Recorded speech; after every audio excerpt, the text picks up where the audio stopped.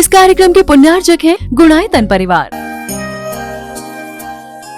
गुणायतन परिवार द्वारा भोपाल में बड़ी सार्थक पहल की गई है, जिसमें बच्चों को संस्कार युक्त और गुणवत्तापूर्ण शिक्षा देने का मौका मिल रहा है। ये बच्चों की व्यवस्था की गई है, जिसमें 6वीं 7वीं के बच्चे इस साल लिए जाएंगे और 11वीं 12वीं और सीए फाउंडेशन के बच्चों को यहाँ रखा जाएगा। ये मेधावी छात्रों को प्रावीण्य के आधार पर उसे प्रविष्टि मिलेगी। पूरे देश भर से प्रविष्टियां आएगी। प्रत्येक कक्षा में मात्र 30-30 बच्चों का ही चयन होगा और चयनित बच्चे वे होंगे जो अपनी प्रतिभा के बल पर चुने जाएंगे और उनको एक प्रकार की स्कॉलरशिप दी जाएगी। ये छात्रवृत्ति के तहत पढ़ेंगे। गुणायतन के समाज कल्याण की दिशा में एक बहुत अच्छी पहल है और ये सार्थक पहल है। इसकी शुरुआत भोपाल से हो रही है। ये भोपाल वालों के लिए बहुत गौरव का विषय है। इसके लिए गुणायतन के साथ विद्यासागर इंस्टीट्यूट और सेज और एपीटी, इन तीनों को भी मैं बहुत बहुत आशीर्वाद देता हूँ।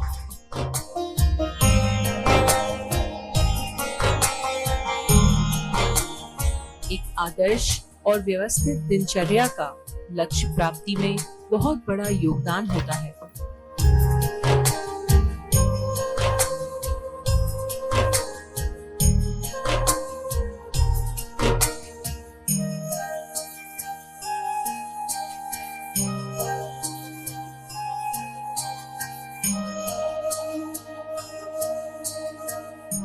हम सभी के जीवन का एक ही ध्येय, किसी भी व्यक्ति से पूछा जाए कि भैया तुम क्या चाहते,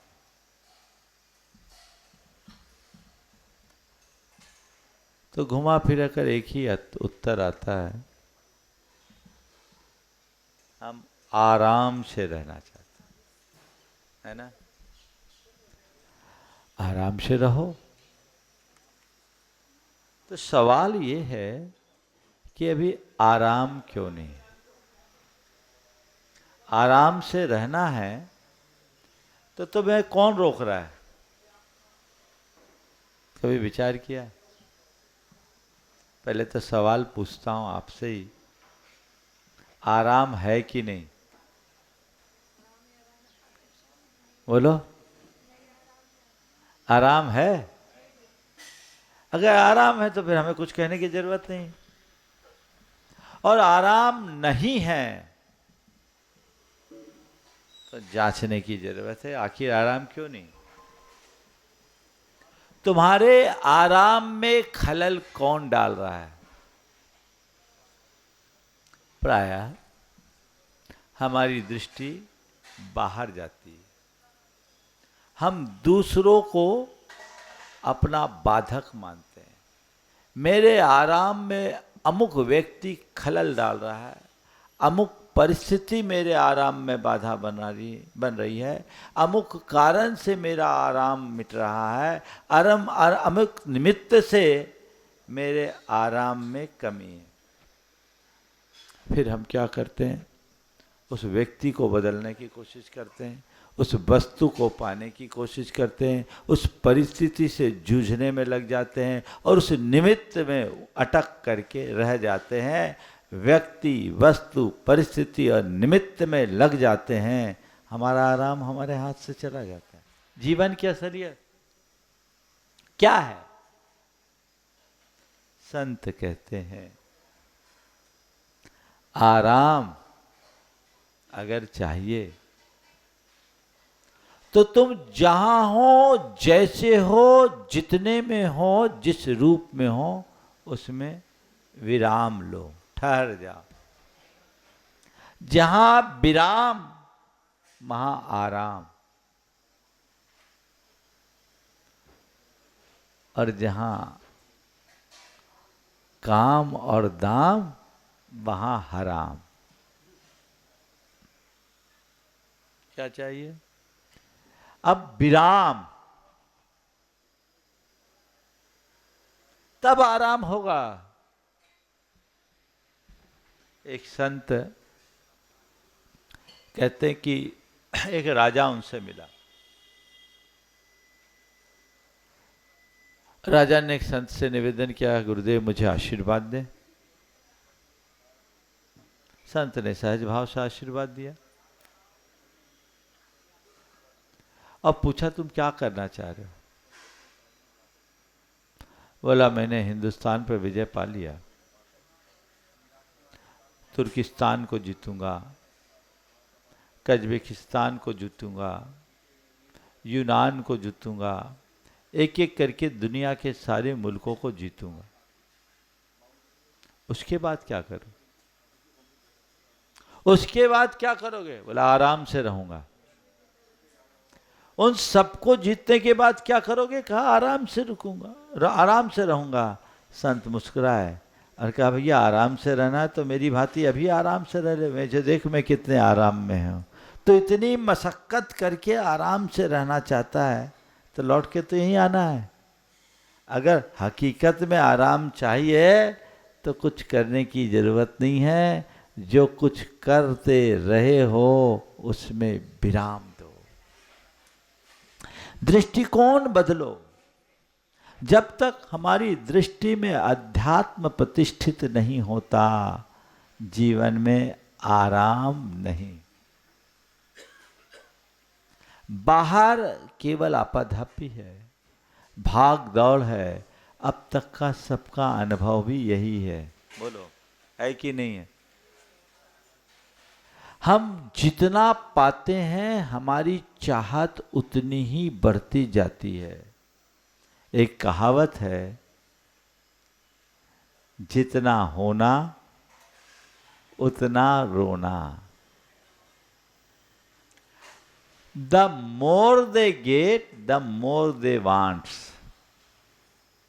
जितना पाओगे उतनी प्यास बढ़ेगी, आराम नहीं मिलेगा।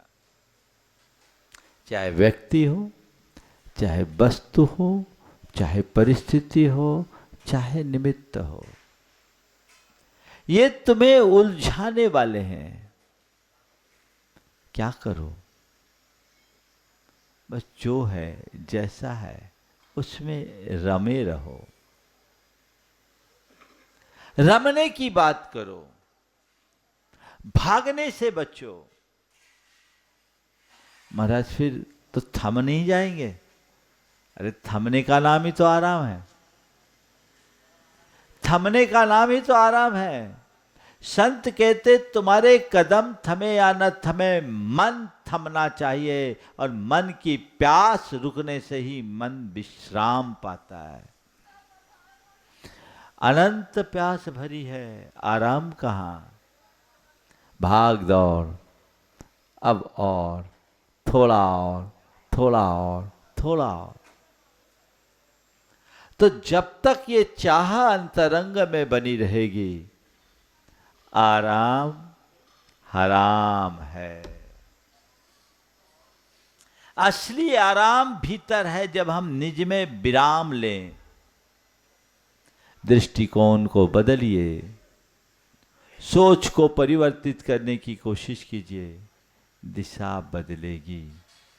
तो अब आराम चाहिए। क्या चाहिए? आराम। आराम का मतलब अब तक मैंने जो किया उसको विराम दे। आपको 4 चीजों से विराम लेने की सलाह मैं देना चाहता हूं। इन 4 पर विराम लगाओगे, आराम अपने आप पाओगे। पहला विराम, आप कुछ समय के लिए अभ्यास में डिजिटल विराम लीजिए। आराम है, तय कीजिए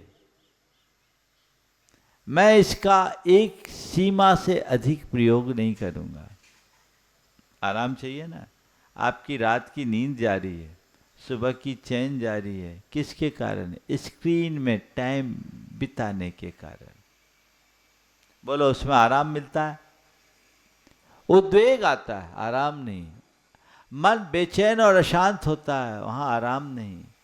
हमारी शांति खंडित होती है, हमारे संबंध बिगड़ते हैं, आराम कहाँ?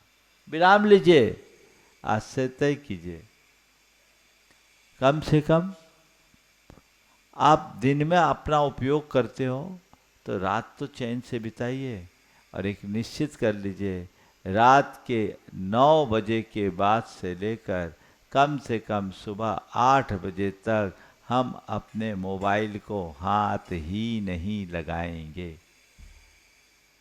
कर सकते हैं? अरे महाराज 9 बजे के बाद तो असल में हाथ में आता है। दिन भर उलझे रहते हैं, दिन भर तुम काम में उलझे हो और रात में हराम में उलझ रहे हो। बोलो, हराम में उलझोगे तो आराम कहाँ से मिलेगा? रात आराम के लिए है, विश्राम के लिए है। आप अपने मन को कहाँ विराम दे पा रहे हो? दिन भर अपने कारोबार में उलझ गए और रात को रील स्क्रॉल करने में, सोशल मीडिया में एक्टिव रहने में अपना घंटों बर्बाद कर रहे हो। बोलो है? और आपसे एक सवाल करता हूं, 1-2 घंटा आपने रील स्क्रॉल की, थोड़ी थोड़ी बातें सबकी सुनी, याद कितनी रही? तो आराम है कि हराम? बोलो। आप आज से आदत डालिए कि मैं डिजिटल माध्यम में विराम लूंगा। सप्ताह में 1 दिन पूर्ण विराम। लोग मुझसे कहते हैं उपवास। मैं कहता हूं उपवास करो या ना करो, डिजिटल उपवास करो। बिल्कुल कोई कनेक्टिविटी नहीं, निज से निज का नाता जोड़ना है। अभ्यास, इस पर विराम कर सकते हैं कि नहीं? बोलो, कर सकते। तो पहला विराम डिजिटल माध्यम पर, ठीक है। दूसरा विराम अपने व्यावसायिक घंटों पर। मुझे व्यापार करना है 24 घंटे। लोगों की दशा एक मजदूर से भी खराब हो गई। एक मजदूर 8 घंटे की ड्यूटी करता और मस्त रहता है, और मालिक 24 घंटे त्रस्त रहता है। मालिक अच्छा कि मजदूर? बोलो। तुम पैसा कमाओ पर पैसा कमाने की मशीन मत बनो। विराम लो। मैं अपने व्यावसायिक अवधि को विराम दूंगा 8 घंटा। चलो तुम 10 घंटा कर लो, नहीं है तो 12 घंटा कर लो। इसके बाद मेरा कोई प्रोफेशनल लाइफ नहीं। विराम, इससे ज्यादा हम करेंगे नहीं। अब निजी जिंदगी जिएंगे। आज लोगों की पर्सनल लाइफ बची ही नहीं। आप बचिए। ये दूसरा विराम। तीसरा विराम, व्यर्थ की बातों से विराम। बिना मतलब की बातों से विराम। हिसाब लगाइए, दिन भर में आप काम की बातें ज्यादा करते हैं या बिना काम की? बोलो। तो हराम है ना, ये सब हराम है। व्यर्थ की बातों से विराम आप लीजिए। कुछ कुछ तो कम समय कर सकते हैं, और उसके लिए एक अभ्यास है आपके लिए। कुछ घंटों का मौन रखिए। 24 घंटे में सोने के अलावा जितना आपका जागने का समय है, उसमें कुछ घंटे के लिए मौन। निज से निज का संवाद तभी जुड़ेगा जब आप बाहर से मौन होंगे। अब तो बोल रहे, बोलते बोलते इतने मगन है, कुछ पता ही नहीं, काम कहां से चलेगा। व्यर्थ की बातों से विराम अभ्यास कीजिए। यह आपको आराम देगा। समझ गए? और चौथी बात, फालतू खाने से विराम। दिन भर में आप खाते हो, कब खाते हो, क्या खाते हो, कितना खाते हो, कभी इसका हिसाब लगाया? क्यों खा रहे? खाओ, भूख लगे तो खाओ, शरीर को जरूरत है तो खाओ। बिना भूख के क्यों खा रहे? बिना जरूरत के क्यों खा रहे हो? अपनी इस मशीन को विराम दोगे तब तो ये ठीक काम करेगा। अब सामने वाला आग्रह कर रहा है तो खा रहे, तो माल उसका हो, पेट तो तुम्हारा है।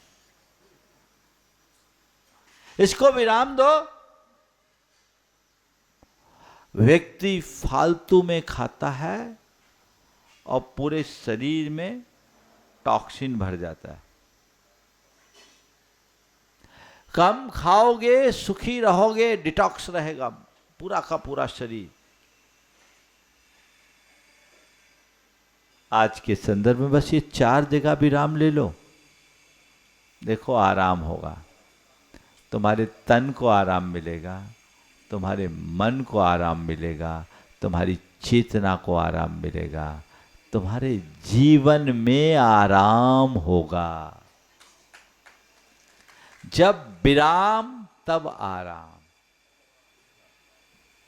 अल्प विराम में अल्प आराम, पूर्ण विराम में पूर्ण आराम।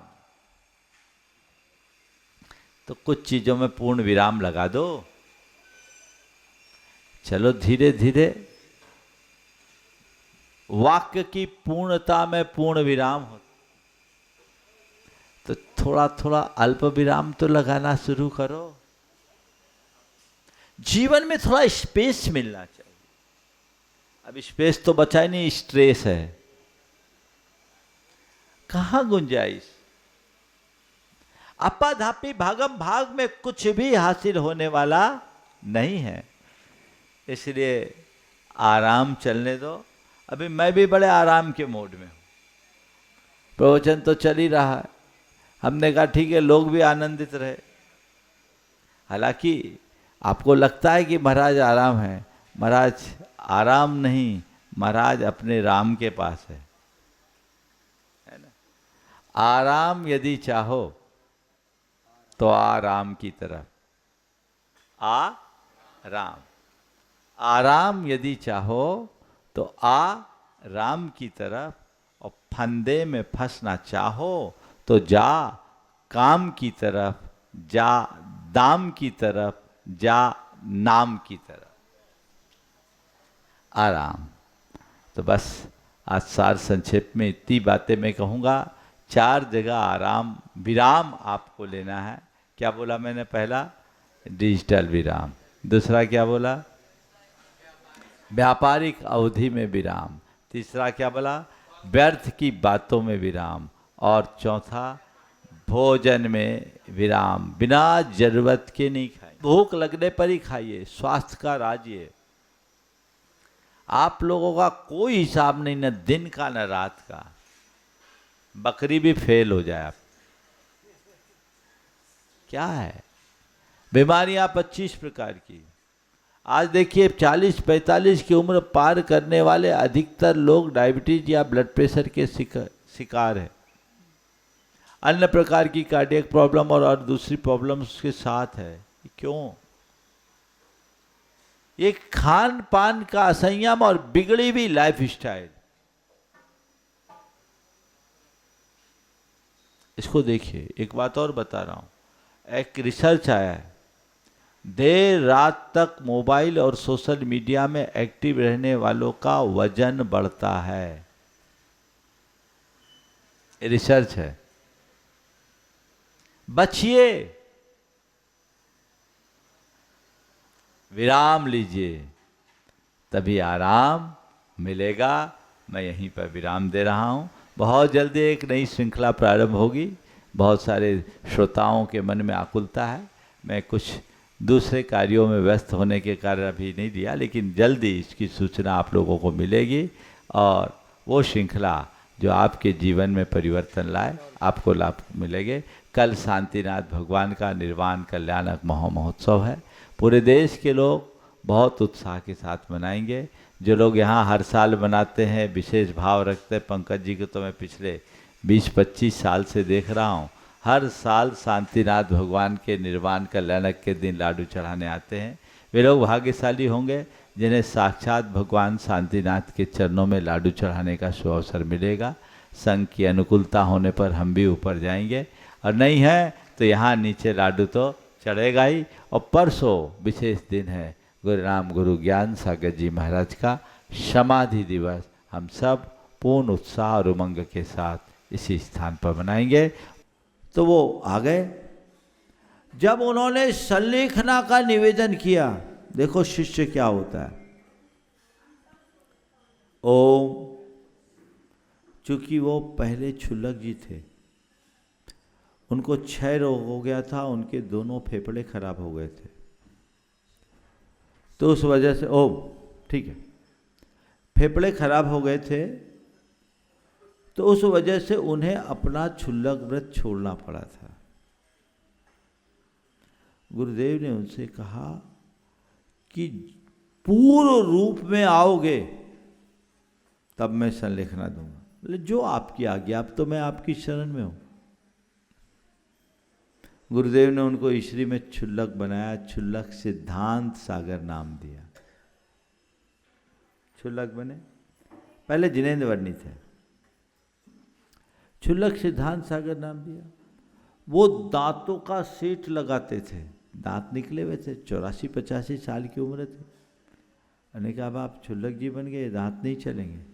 तुरंत एक क्षण में दांत निकाल दिया। गुरुजी ने एक दिन ये जिस संदर्भ में कहा था, वो हम लोगों को समझा रहे थे कि शिष्य क्या होता है। शिष्य वही होता है जो गुरु का आगे अपना दिमाग नहीं चलाता है। और आजकल तो शिष्य ही गुरु को चलाने लगे। समर्पण भाव जीवन में जब होता है तो जीवन आगे बढ़ता है। तीर्थंकर परमात्मा आपके घर आते हैं गुरु बनकर, और गुरु तत्व ही ऐसा है जो हमें प्रभु से मिलाता है। इसलिए हर व्यक्ति के जीवन में एक गुरु हो, पर वो गुरु तब होगा जब तुम्हारे भीतर शिष्यत्व होगा। आज आप लोगों ने, बहुत सारे लोगों ने भाव व्यक्त किया, मेरे अंदर कोई गुरुता का भाव नहीं है कि मैं सबका गुरु बनूं, न मेरे मन में इसका अभिमान है। लेकिन हाँ, गुरु मुख से जो सुना और समझा है वो एक ही बात है, परंपरा तभी आगे बढ़ेगी जब गुरु शिष्य की परिपाटी चलते रहेगी। जिन शासन यहाँ तक ऐसे ही है, भगवान ऋषभदेव से लेकर महावीर तक, और भगवान महावीर के बाद आज तक ये मार्ग इसी में पला है। हमारे यहाँ चतुर्विध संघ कहलाता है, वो इसी तरीके से चलता है। चलते रहे, आगे बढ़ते रहे। आज अभी आप सब लोग भगवान को आहार देंगे। त्रिलोकीनाथ को आहार देना कितनी मूल्यवान घड़ियाँ। आचार्य समंतभद्र महाराज ने एक निर्गंथ मुनि को आहार देने का फल निरूपित करते हुए कहा, क्षितिगत मिव बट बीजम पात्र गतम दान मल्पम अपि काले फलति छाया विभुवम बहुफल मिष्टम शरीर भृता। धरती में एक नन्हा सा बटका बीज बो दिया जाए तो बीज कालांतर में विराट वृक्ष का रूप ले लेता है। वैसे ही किसी सत्पात्र को दिया गया अल्प दान भी कालांतर में महाफल प्रदान करता है। वे कहते, ग्रह कर्म नापि निचितम कर्म विमाष्टि खलु ग्रह विमुक्ताना अतिथि नाम प्रतिपूजा रुधिर मलम धावते वारी। दिन भर के घर गृहस्थी से संचित पाप किसी सत्पात्र को आहार देने से वैसे धुल जाता है जैसे रक्त की धार पानी के धार से धुल जाती। कहीं खून बह रहा हो, पानी डाल दो, धार साफ। ऐसे दिन भर का जो खटकर्म है उससे संचित पाप एक निर्गंथ मुनि के अंजलि में एक ग्रास देने से दूर होता है। क्यों? आपने आहार नहीं दिया, रत्नत्रय का दान दिया है। मुनि का संपूर्ण जो जीवन, उसकी चर्या, उसकी साधना है, वो आपके आहार से होगी। क्योंकि गाड़ी कितनी अच्छी हो, ईंधन के बिना नहीं चलती। तीर्थंकर परमात्मा को भी लेना पड़ा। अतुल बल के धनी होने के बाद भी तो सामान्य मुनियों की बात क्या है। इसलिए आहार दान की इस पावन घड़ी में दान के इस मर्म को जानिए। अंतराय वारण का ये श्रेष्ठ निमित्त है। इसीलिए कहा जाता है दानम दुर्गति नाशनम, दान दुर्गति का नाशक है। हम दुर्गति से दूर होते हुए अपने जीवन के पथ को प्रशस्त करें। आज ये आप लोगों का सौभाग्य है कि आज त्रिलोकीनाथ आदिम तीर्थंकर भगवान ऋषभ देव को आहार देने का सुअवसर पाओगे। और देखो, अन्य तीर्थंकरों की तुलना में भगवान ऋषभ देव को आहार दान और पुण्यशाली। क्यों? बाकी तीर्थंकर भगवान तो उपवास किए, आहार हुए, बिना अंतराय के हो गए। आदिनाथ भगवान ने 6 महीने का तप किया, सर्वोत्कृष्ट उन्होंने किया, और उसके बाद 6 महीने से ज़्यादा आहार नहीं हुआ। हाँ, 13 महीना 7 दिन। और आज के दिन राजा श्रेयांश को अपने भ्राता सोम के साथ ये सौभाग्य मिला। सोचो उस समय कैसा लगता होगा कि भगवान निकल रहे, आहार नहीं हो रहा, लोग जान भी नहीं रहे कि क्या हो रहा है। किसी को नहीं सुझा। राजा श्रेयांश को ये समझ में आया, सपना आया। और वो सपना में भी क्या, 10 भाव पहले रानी श्रीमती की पर्याय में उनने आहार दिया था। वो संस्कार जग गया और ये फल उसे मिल गया। दान तीर्थ का प्रवर्तक बन गया। इसका मतलब अच्छे भाव से दिए गए दान का संस्कार भवांतरों तक बना रहता है। 10 भाव का प्रमाण तो यहाँ आज दान दोगे, किस भाव में फले कोई नहीं कह सकता। 10 भाव बाद फला, और फला भी तो कैसा, बम्पर ड्रा, लकी ड्रा। कहते हैं जब भगवान ऋषभ देव का आहार हो गया ना, भरत चक्रवर्ती आया, उसे अपना चक्रवर्तित्व फीका लगने लगा, और उसने राजा श्रेयांश की सराहना करते हुए कहा, भगवान में पूज्योसी कुरु राज तमद्दन तम दान तीत कृच्छ्रेयान महापुण्य भागशी। हे राजन श्रेयांश, तुम्हारे लिए मैं क्या कहूं। तुम आज हम सबके लिए भगवान की तरह पूज्य हो गए हो।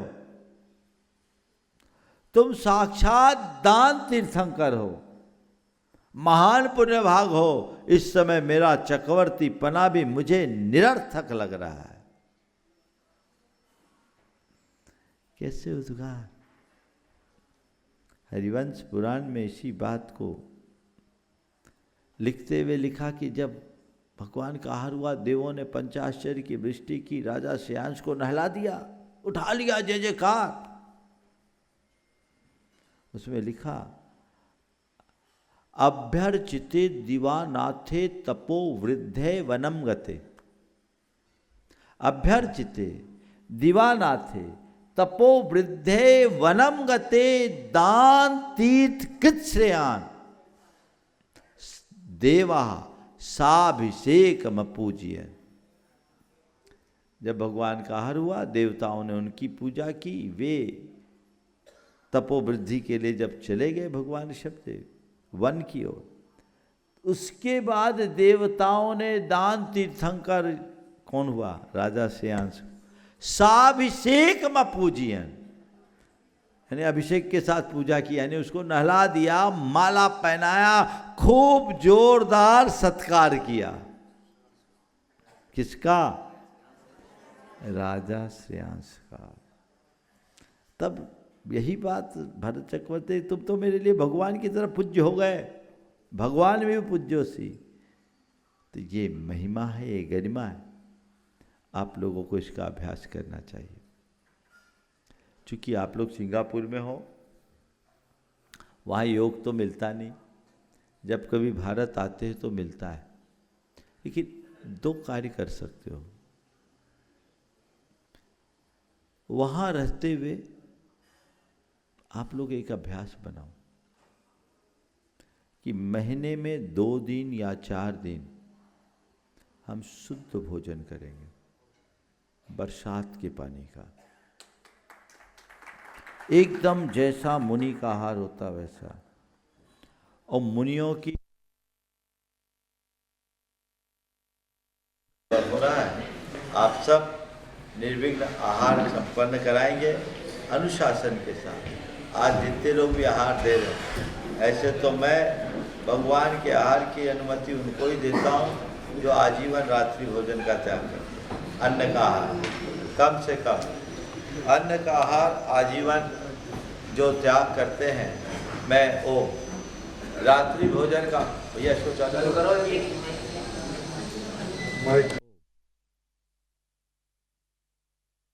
जो आजीवन रात्रि भोजन का त्याग करते हैं उनको ही देता हूँ। लेकिन सिंगापुर वालों को थोड़ी छूट दे रहा हूँ, क्योंकि सब अलग तरह का प्रोफेशनल जीवन जीते हैं। आप लोग एक संकल्प ले लो, हम घर में रात में खाएंगे, बाहर नहीं खाएंगे। लोग बाहर की छूट देते हैं, मैं घर की छूट देता हूँ। अगर इतना कर लोगे ना, सब छूट जाएगा। घर में हम ऑफिस से आएंगे, रात में खा लेंगे, पार्टी शार्टी में अन्न नहीं खाएंगे। इससे आपकी पहचान बनेगी। आपकी मजबूरी है, मैंने स्वीकार लिया। आप अपने ऑफिस से आइए, कई लोगों को ऑफिस से आके बनाना पड़ता है, मैं जान रहा हूँ, बना के खा लो 1 घंटे 2 घंटे बाद। लेकिन बाहर होटलों में, रेस्तराओं में और पार्टियों में, वहाँ आप जब रात में खाते हो, आपकी पहचान खंडित होती है। आपको एयरलाइंस में जैन थाली मिलती, 5 सितारा होटलों में जैन खाना मिलता है। क्यों मिलता है? आप ले रहे हो तब ना। जिस दिन जैन इस उसूल को खो देंगे तो क्या जैन थाली मिलेगी? हम इतने अल्प संख्या में हैं, लेकिन फिर भी देश देशांतरों में आज जैन थाली की उपलब्धता है। तो हमें अपनी आइडेंटिटी को बचा के रखना है, चाहे कितनी भी मजबूरी है। आप लोग इसके लिए तैयार है? तैयार है ना? तो भगवान को आहार वही दे जो रात्रि भोजन न छोड़ पाए, सामूहिक रात्रि भोजन का त्याग करे। थोड़ा और नीचे आ गया, जहाँ सामूहिक अन्न का भोजन नहीं करें, घर में खा लेंगे, अपनी मर्यादा में खाएंगे, आपकी पहचान बनी रहेगी और ये आपके पंचकलाना की यादगार स्मृति भी बनेगी। और हाँ, महाराज जी, मैं ये नहीं कह रहा हूँ घर में रात में खाना, मैं ये नहीं कह रहा हूँ, मैं तुम्हारी मजबूरी के लिए रास्ता बता रहा हूँ, उसके अनुरूप अपना काम करें। हाँ, घर का खाना खाएंगे। ओ, सिंगापुर में घर में खाएंगे, बाहर नहीं खाएंगे, इतना तो कर सकते हैं। ठीक है, ट्रैवल में जाते हो, मैं समझ गया। चलो एक मैं बात कहता हूँ, मजबूरी स्वीकार है, शौक स्वीकार नहीं। और कोई ऐसी मजबूरी भी आए ना, एक आध दिन एकासन करके रह लेना भाई, हम लोग पूरी जिंदगी एक टाइम खा के निकाल सकते हैं। मन में धार लो मुझे अपनी पहचान बचा के रखनी है, तो सारा कार्य होगा, बहुत उत्तम होगा। आज अभी भगवान आहारचर्या के लिए निकलेंगे, समय काफ़ी हो गया है। ये बीच का पूरा ओम बीच का ये पैसेज खाली करेंगे। जितनी माताएं यहाँ हैं